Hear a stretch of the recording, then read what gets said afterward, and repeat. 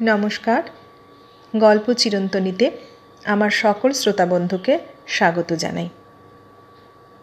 আপনারা শুনছেন প্রতিভা বসুর লেখা উপন্যাস মনের ময়ূর। আজ পড়ব উপন্যাসটির শেষ পর্ব।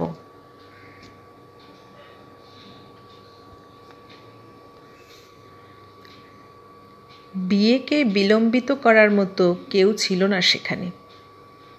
অত্যন্ত সংক্ষেপে খুব অল্প সময়ের মধ্যেই অনুষ্ঠানের সমস্ত পাট চুকিয়ে ঘরে এলো বর বধূ। অবিনাশবাবু বরযাত্রীদের তদারক করতে করতে একবার থমকে দাঁড়ালেন। তাকিয়ে দেখলেন আঁচলে আঁচল বাঁধা জামাই মেয়েকে।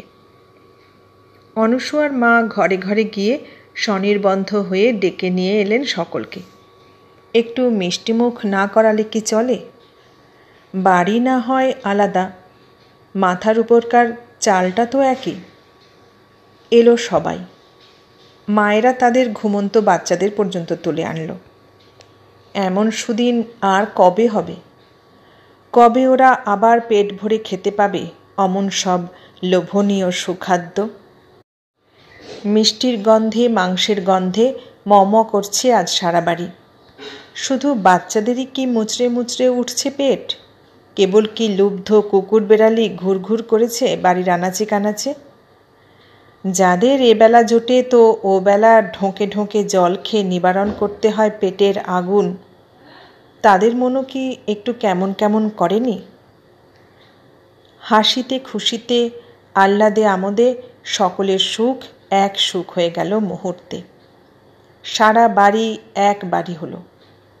অতগুলো স্ত্রী পুরুষের মিলিত কলরবে মুখর হয়ে উঠল রাত 10টার শালকের নীরব পাড়া। থই থই করতে লাগলো বাড়িঘর। কে বলবে এটাই কুসুমপুর নয়? কুসুমপুরের আত্মীয় বহুল পরিবারের মিলিত উৎসব নয় চৌধুরী বাড়িতে? আজ কত বছর ধরে অনুসূয়ার মা বিছানার সঙ্গেই আত্মীয়তা করেছেন সবচেয়ে বেশি। আজ চঞ্চল পায়ে ছুটোছুটি করতে লাগলেন বড় বড় গামলা নিয়ে, হাঁড়ি নিয়ে। ছেলেরা বাধা দিতে এলে ধমকে দিলেন তাদের। ঘোমটা টেনে আলাপ করলেন বরযাত্রীদের সঙ্গে। যথাযোগ্য সম্মান করতে পারলেন না বলে সবিনয়ে মার্জনা ভিক্ষা করলেন বারবার। তারপর রাত ভারী হলো। একে একে বিদায় নিল অতিথিরা। মন্টু বাবলু গা ধুতে গেল রাস্তার কলে। অনুসূয়ার মাও দেওরজাকে গাড়িতে তুলে দিয়ে হাত মুখ ধুয়ে ঘরে এলেন। এই ঘরেই শুতে হবে আজ। অবিনাশবাবু উপরে, আর তিনি এক ফালি মেঝেতেই কোনো রকমে দরজার কাছে মাদুর পেতে। ছেলেরা অন্য ভাড়াটের ঘরে। একটাই তো রাত। অবিনাশবাবু তার আগেই এসে বসেছেন চৌকিতে, নির্জন ঘরে। এতক্ষণে চোখাচোখি হলো স্বামী স্ত্রীর। চোখাচোখি নয়, কতকাল পরে কত যুগ পার হয়ে যেন দেখা হলো। কত বিরহের নদী পেরিয়ে, কত মৃতের স্তূপে পা রেখে রেখে, কত অগ্নিকুণ্ড ডিঙিয়ে তবে আবার মিলিত হলেন তাঁরা। মহাসমুদ্রে সাঁতার কেটে কেটে যেন প্রথম মাটির স্পর্শ সুখ। মরা কাঠ জ্বলে উঠল দপ করে কোনো দাহিকা শক্তি সংঘর্ষণে। দুটি চোখ দুটি চোখের উপর নিস্তব্ধ হয়ে রইল। 4টি চোখের জলে পৃথিবীর সব দুঃখ ধুয়ে গেল সেই মুহূর্তে। এই বিনয়? যেতে যেতে প্রশ্ন করল বিকাশের স্ত্রী। রাস্তার দিকে মুখ ফেরানো অন্যমনস্ক বিকাশ জবাব দিল। আবার চুপচাপ। ট্রামের তারগুলো কাঁপছে। হাওয়ায় ঠান্ডার আমেজ। বৃষ্টি ফিষ্টি নামবে নাকি? ঘেউ ঘেউ করে উঠল একটা নেড়ি কুকুর। হুস হুস বাস চলে গেল দুটো, শেষ বাস।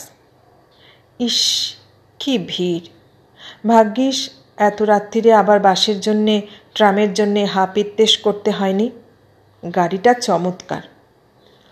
যাবার সময় বরযাত্রীরা রেখে গেছে বিনয়ের জন্য, যদি বা দরকার হয়। বিনয়েরই নির্দেশ।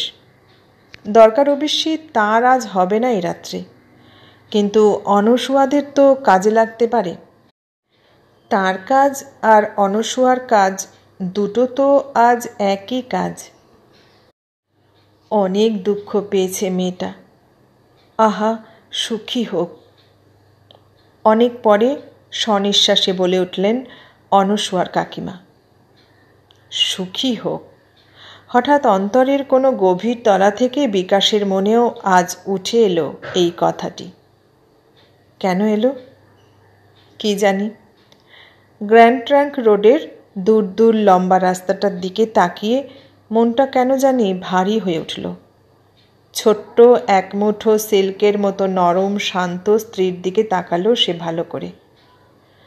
আজ ২০-২৫ বছর একসঙ্গে ঘর করে কতটুকু ভালোবেসেছে সে এই মানুষটাকে। বিশ্লেষণ করল মনে মনে। কাকে ভালোবেসেছে? দাদাকে, বৌদিকে, সন্তানদের, কাকে? কিছুই মনে করতে পারল না। চিরকালের শুকনো খটখটে অসার হৃদয়ে যেন ঝড় বয়ে যাচ্ছে একটা। এ তার কি হলো? এ তার কিসের বেদনা?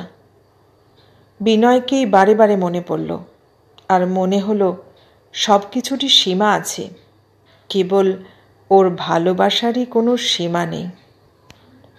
সুখী হোক, সুখী হোক, অস্ফুটে উচ্চারণ করল আবার। একটা অদ্ভুত অনুভূতিতে হৃদয় মন আচ্ছন্ন হয়ে গেল। মন্টু, গোমুলি। যে ঘরে বরযাত্রীরা বসেছিল সেই ঘরেরই এক কোণে এক বিছানায় শুয়ে এক বালিশে মাথা রেখে উসখুস করতে করতে বাবলু ঠেলা দিল ছোট ভাইকে। মন্টু জবাব দিল, না। কেন ঘুমোসনি? তুমি কেন ঘুমোওনি? আমি একটা কথা ভাবছি। কি কথা?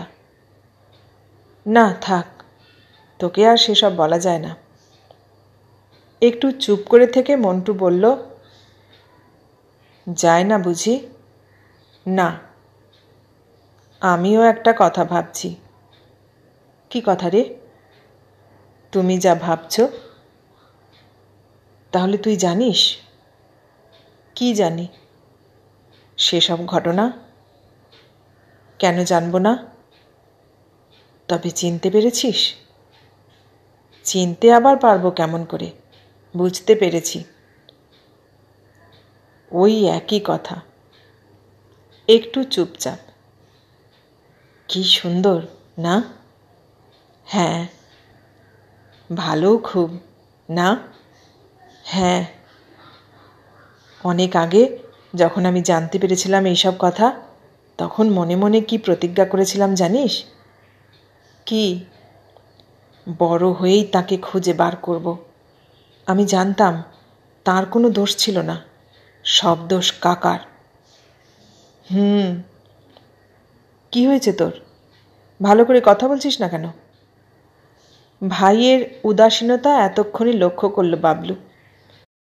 সহসা অন্ধকার হাতড়ে ওর মুখের উপর হাত বুলোতে চেষ্টা করে বলল, তুই কাঁদছিস? মন্টু বালিশে মুখ গুঁজল। কি বোকা! কানের পাশ দিয়ে বাবলুরও গরম জলের ধারা বয়ে গেল, চুল ভিজল। তবু ভাইকে সান্ত্বনা দিল সে। কালকে আমরা দিদিকে যেতে দিচ্ছি নাকি? খেপেছিস তুই? এখন আর ভয় কি? দেখিস না আমি কালকে আটকে দিই কেমন করে। আর তা নয় তো আমরা দুভাই দিদির সঙ্গে গিয়ে বেশ ঘুরে আসবো বোম্বেতে। মন্টুর মন তবু প্রবোধ মানল না। ঘর নির্জন হতেই বিনয় উঠে গিয়ে আলো নিভিয়ে দিল। দরজা বন্ধ করে দাঁড়ালো এসে সেই ছোট্ট সরু শিক দেওয়া জানলার কাছে। পাখিরা পাখা ঝাপটালো বকুল গাছের ডালপাতা কাঁপিয়ে। একটা কিচিরমিচির উঠল রাত্রির দ্বিতীয় প্রহর ঘোষণা করে। আবার সব চুপ হলো। এক কোণে কুলোর উপর জ্বলতে লাগলো রঙিন সরা ঢাকা মঙ্গল প্রদীপ। তার ছায়া ফেলা ফেলা আলোর চক্র কেঁপে কেঁপে ঘরের আবহাওয়াকে অদ্ভুত থমথমানিতে রূপান্তরিত করল।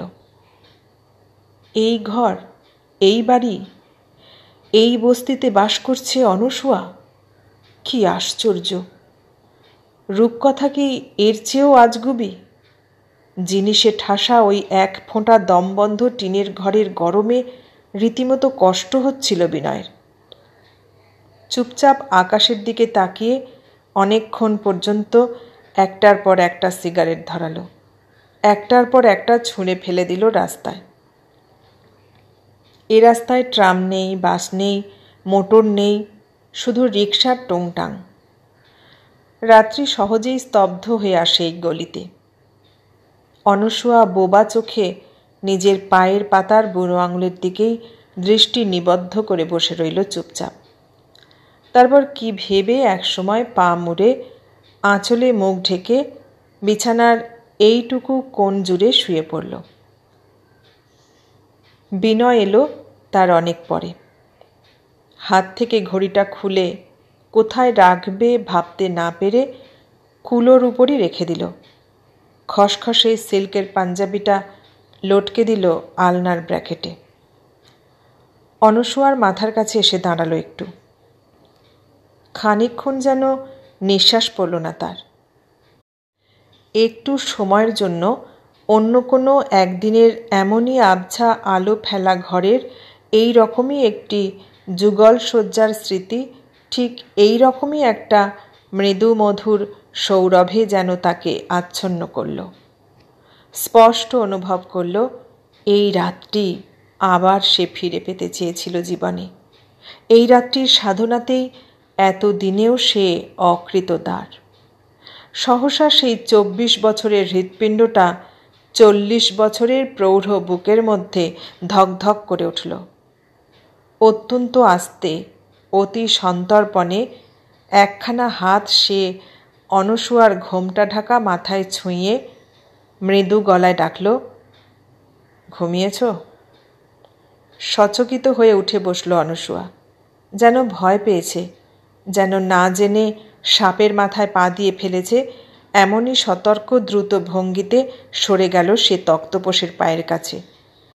সম্পূর্ণ উল্টো দিকে মুখ ফিরিয়ে মাথার কাপড়টা আরও খানিক টেনে দিল। মুহূর্ত মাত্র।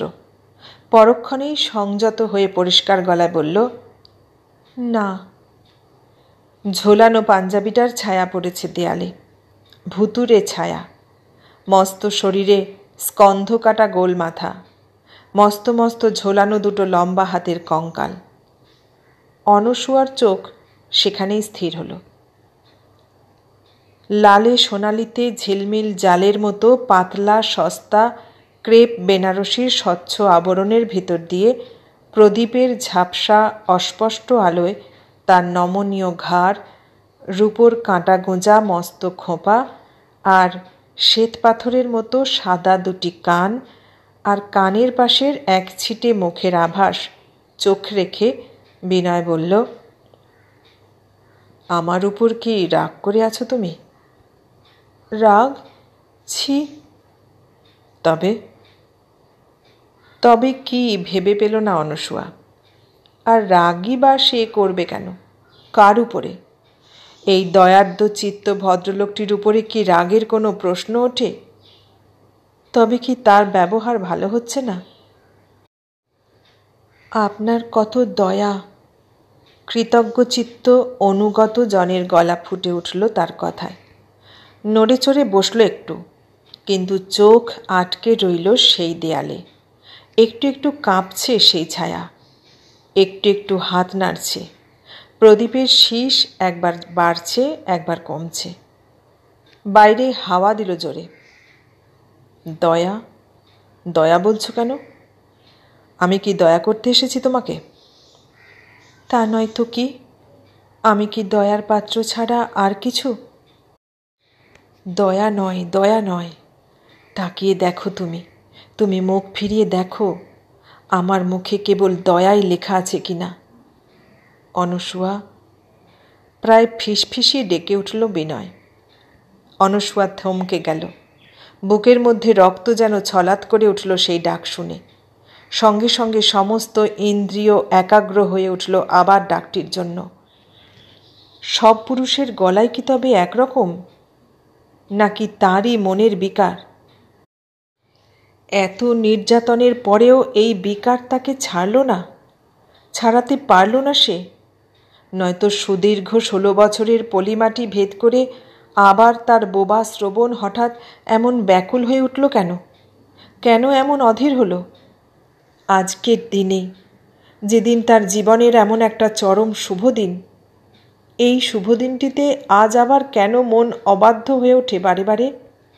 কেন কেন কেন? চোখ বুজে বুকের উপর হাত দুটো সে মুঠো করল। তক্তাপোষের এই পাশে সরে বসল বিনয়। বালিশের উপর একটু এলিয়ে বলল, আমাকে তুমি আপনি বলো কেন? আপনি আমার গুরুজন। গুরুজন? পতি পরম গুরু? অনসূয়া চুপ করে রইল। এদিকে ফিরে বসো না। তুমি কি আমার মুখ দেখবে না? আমি আমি তেমনই মুখ ফিরিয়ে রইল অনসূয়া। শোনো। বলুন। শুনেছ নিশ্চয়ই আমি আবার কালই এখান থেকে ফিরে যাব বোম্বেতে। বিনয়ের নিচু গলা এবার গম্ভীর। শুনেছি। তোমার কি ইচ্ছে? আমার। তুমি কি করবে? আমি আমি কি করব? নিশ্চয়ই যাবে না? অনুমতি করলে যাব। আর না করলে? এখানেই থাকব। কোথায় থাকবে? এখানেই, এ বাড়িতেই। এ বাড়িতেই? হাসল বিনয়। এ বাড়িতে যে আর তোমার জায়গা হচ্ছে না তা কি তুমি বোঝনি?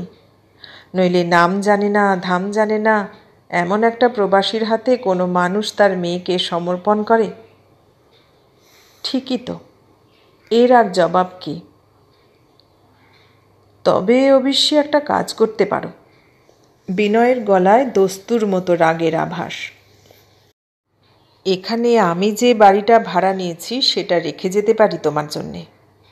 তুমি থাকবে ইচ্ছে করলে, এবং সম্মানে না আটকালে তোমার মা বাবাও থাকতে পারেন তোমার সঙ্গে।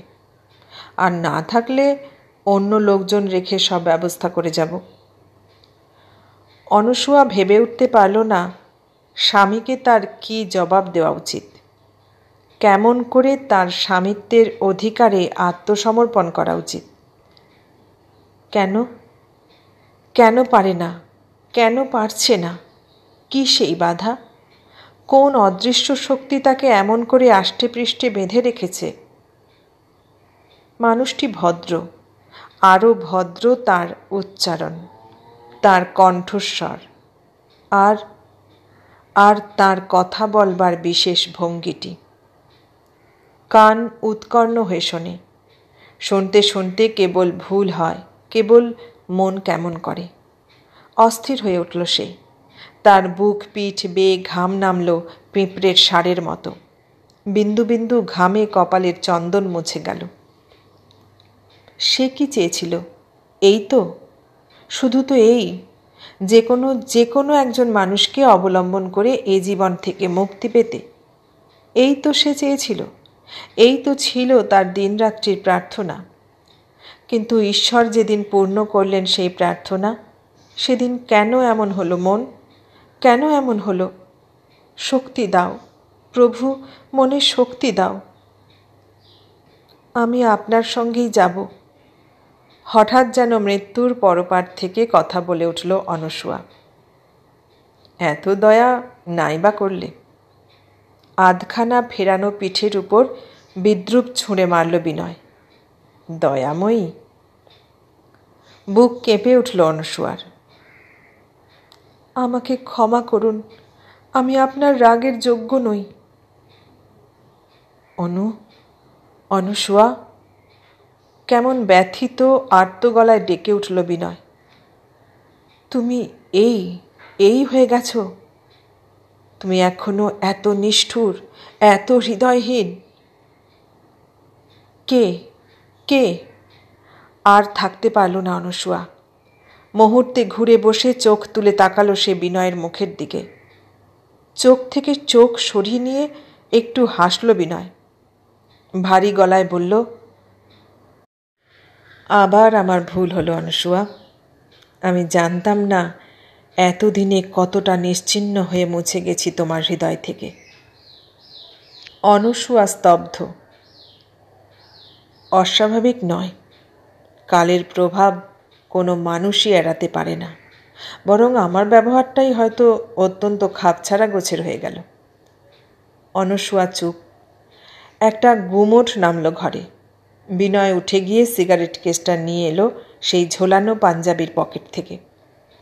এখানে ওখানে খুঁজল পেট্রোল চকমকিটা। গেল কোথায়? যাকগে, সিগারেটটা আবার ছুঁড়ে ফেলে দিল ওই কোণে। হাসলো একটু। আমার ইচ্ছা করছে কি জানো, এই মুহূর্তে এখান থেকে পালিয়ে গিয়ে নিজের লজ্জা ঢাকি। কত অপমান, অসম্মানিত জীবন ভরে ভোগ করতে হয়েছে, কিন্তু এর চেয়ে বেশি বোধহয় আর কিছুই ছিল না। এ আমার সবচেয়ে বড় পরাজয়। পেঁচা ডাকল বাইরে। ঝিরঝির করে হাওয়া দিল। গাছের পাতায় পাতায় শব্দ উঠল। ঠান্ডা হাওয়া। নিঝুম বুঝে বুঝি গঙ্গা থেকে উঠে এসেছে চুপে চুপে। শীতলতা ছড়িয়ে দিচ্ছে শহরের তপ্ত বুকে। টিনের ঘরের গুমোটো কমল। একখানা পাতলা টিনের ব্যবধানে পাশের ঘরের কাশি শোনা গেল। সামনের বড় দোতলা বাড়িতে টিপ করে একবার জ্বলে উঠল আলো, আবার নিভে গেল তক্ষুনি। অনসূয়া তেমনই স্থির, তেমনই নিষ্পলক। কি দেখছ? চিনতে পারোনি? চুপ। কথা বলছো না কেন? কি হয়েছে? একটা পলক তো নয়, একটা যুগ। হঠাৎ অত্যন্ত অস্থির বোধ করল বিনয়। বলো বলো, একটা কিছু বলো অনসূয়া, একটা কথা বলো। অধীর আবেগে অনসূয়ার হাত ধরে সজোরে নাড়া দিল সে। আর নাড়া খেয়েই কেঁপে উঠল চোখের পাতা, কাঁপল রংহীন ঠোঁট, প্রাণ ছড়িয়ে পড়ল শরীরে। শীতের শুকনো গাছ থেকে এবার টপ টপ করে শিশির ঝরে পড়ল অজস্র ধারায়। ভাগ্যের এই অবিশ্বাস্য পরিহাসে অদ্ভুত একটা হাসি ফুটে উঠল মুখে। দুঃখ দারিদ্র নিপীড়িত কুণ্ঠিত ফুসফুস থেকে মস্ত একটি নিঃশ্বাস বেরিয়ে পড়ল সশব্দে। তারপর শান্ত গলায় অনসূয়া বলল, তুমি? হ্যাঁ, আমি শ্রী বিনয় কুমার রায়, নারীহরণ মামলার সেই দাগী আসামি। চিনতে পেরেছ এতক্ষণে? আমি তো এতক্ষণ দেখিনি। দেখনি? না। ও, একটু চুপ। আমার গলাও কি শোনোনি? গলা? তোমার গলা? ভুলে গেছ? সব ভুলে গেছ? ভুলে গেছি। তবে তবে কি? আকুল বিনয় কাঙালের মতো একখানা হাত মেলে দিল অনসূয়ার কোলের উপর। অনু, অনেক কষ্টই আমি দিয়েছি তোমাকে, কিন্তু কত কষ্ট যে আমি পেয়েছি তা তো তুমি জানো না। জানি। এবার তুমি আমাকে নাও, আমার ভার নাও তুমি। আমি আর পারি না। একসঙ্গে সমস্ত অতীত উত্রল হয়ে উঠল অনসূয়ার বুকের মধ্যে। আশ্চর্য, এখনও বিনয় তাকে ভালোবাসে, তেমনি করেই ভালোবাসে, এতদিন পরে, এত কিছুর পরে। আবার ঠিক তেমনি করেই সর্বস্ব নিয়ে এসে দাঁড়িয়েছে তার কাছে। কার কাছে? সেই 17 বছরের পরিপূর্ণ যৌবন, নির্ভরযোগ্য বিশ্বাসযোগ্য অনসূয়ার কাছে। সে তো কবে মরে গেছে। এ তো তার কঙ্কাল।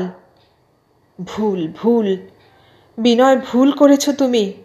যার কাছে, যাকে ভেবে আজ তুমি এই উদ্দাম হৃদয় নিয়ে এসে অঞ্জলি পেতেছ, আমি তো সে নই। দেখো দেখো, তাকিয়ে দেখো, 33 বছরের এই বিগত যৌবন জীর্ণ শরীরটার দিকে তাকিয়ে দেখো তুমি, তারপর কথা বলো। তোমাকে অনেক ঠকিয়েছি, অনেক দুঃখ দিয়েছি। তোমার সব কষ্ট, সব দুঃখের জন্মই তো এই আমি মানুষটা থেকে।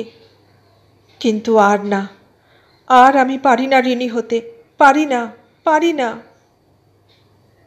ঘরের চারদিকে বড় বড় উদ্ভ্রান্ত চোখে তাকালো অনসূয়া, তাকালো বিনয়ের মুখের উপর। সত্যি, সব সত্যি, সত্যি আবার সেই বিনয়, সেই নিভৃত নির্জন ঘরে আবার তাদের যুগল জীবনের ভূমিকা। সুস্থ, সুন্দর, আরও সুন্দর, আরও যোগ্য, আরও পরিণত বিনয়।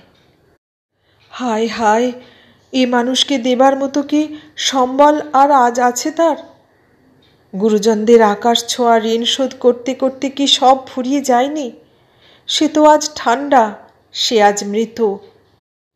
চাঁদের অতল শীতলতা ছাড়া কই আর তো কিছুই সে অনুভব করেনি এই 16 বছরের মধ্যে।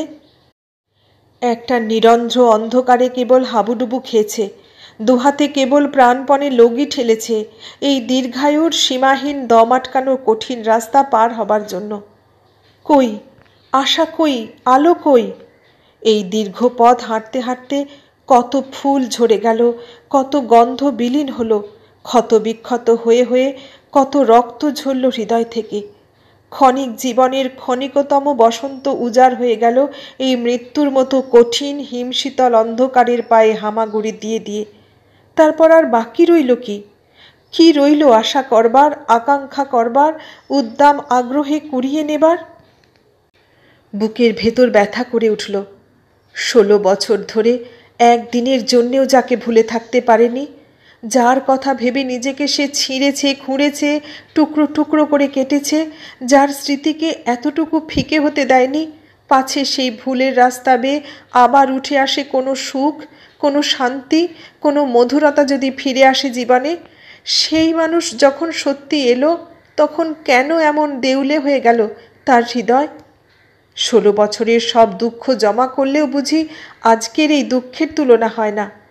যন্ত্রণায় ছটফট করে উঠল সে। অনসূয়া, অনু। নিবিড় হয়ে কাছে এলো বিনয়। অনসূয়ার নিস্তরঙ্গ সমুদ্রের মতো প্রসারিত স্থির চোখের পাতায়, মুখে, কপালে আস্তে হাত বুলালো। আজ আমার ঠিক তেমনিই লাগছে, তেমনিই মনে হচ্ছে সব। মাঝখানকার সময়টা যেন একটা দুঃস্বপ্ন। তুমি তো ঠিক তেমনি আছো। আছি। আবার আমি তোমাকে নিয়ে যাব আমার কাছে, আমার ঘরে। আবার আমাদের নতুন জীবন, নতুন সুখ। আবার তোমার আমার ছোট্ট সংসার। আবার। যেন আর্তনাদ করে উঠল অনসূয়া, যেন ফেটে গেল বুকটা। আবার সে সংসার পাতবে নতুন করে, আবার কচি পাতায় ছেয়ে যাবে মরা ডাল, আসবে কুঁড়ি, ফুটবে ফুল, আবার সব হবে, হবে। আবার সেই বিনয় আর অনসূয়া, অনসূয়া আর বিনয়, তুমি আর আমি। সহসা 17 বছরের ঘুমনো বসন্ত যেন লাফিয়ে উঠে এলো। 17টি ফাল্গুন শিরশির করে উঠল সারা শরীরে। এ গৌরব সে আজ রাখবে কোথায়? এই জয়, এই অহংকার? নিথর সমাধি থেকে ভাবসা গন্ধ ঠেলে 17 বছরের উদ্দাম যৌবন টগবগিয়ে উঠল রক্তের মধ্যে। আছে, আছে, সব আছে, সব, সব। তিল তিল করে সবটুকু আমি সঞ্চয় করে রেখেছি এতদিন তোমার জন্য। সে যে কত, কতখানি, তার পরিমাণ কি কেউ জানে? এই তো, এই জন্যেই তো, এই আশাতেই তো। ক্ষমা করো, ক্ষমা করো, আমাকে তুমি ক্ষমা করো। উত্তাল হয়ে সে কুড়িয়ে নিল বিনয়ের হাত দুটি। সেই বলিষ্ঠ হাতের পাতায় মুখ ঢেকে সেই উত্তপ্ত প্রেমের স্রোতে গলিয়ে দিল তার এতদিনের পুঞ্জীভূত দুঃখ বেদনার শক্ত পাষাণ। পাথর ফেটে চৌচির হয়ে গেল। নিজেকে সে পিষে ফেলল, মিশিয়ে দিতে চাইল, বুক ভাঙা মর্মান্তিক কান্নায় বিনয়ের বুকের উপর ভেঙে পড়ে। বিনয় ব্যাকুল হাতের আলিঙ্গনে জড়িয়ে নিল তাকে, তার স্ত্রীকে। কান্না কাঁপা ভাঙা খোপা, কোমল নরম আনত পিঠের বাঁকা রেখার দিকে তাকিয়ে গভীর ভালোবাসায় বুক ভারী হয়ে উঠল। এই নাকি তার সেই ছোট্ট সবুজ কচি চারা গাছ, জলে ঝড়ে রোদে তাপে সে এমন করে ভরে উঠেছে ফুলে ফলে, এমন সজল হয়ে। 17 বছরের অপেক্ষা তবে কি তারই প্রস্তুতি? এই মাত্র সে উপলব্ধি করল, যৌবনদীপ্ত সেই অনসূয়ার চাইতে আজকের এই রোগা ছোট্ট 33 বছরের দুঃখ পাওয়া অনসূয়া অনেক বেশি নিটোল, অনেক সম্পূর্ণ, সম্পূর্ণতম। শুনলেন প্রতিভা বসুর লেখা মনের ময়ূর উপন্যাসটির শেষ পর্ব। কেমন লাগলো? ভালো লাগলে লাইক কমেন্ট শেয়ার করবেন, আর নতুন বন্ধু হলে সাবস্ক্রাইব করার অনুরোধ রইল। সবাইকে অনেক ধন্যবাদ জানিয়ে আজ এখানেই শেষ করলাম।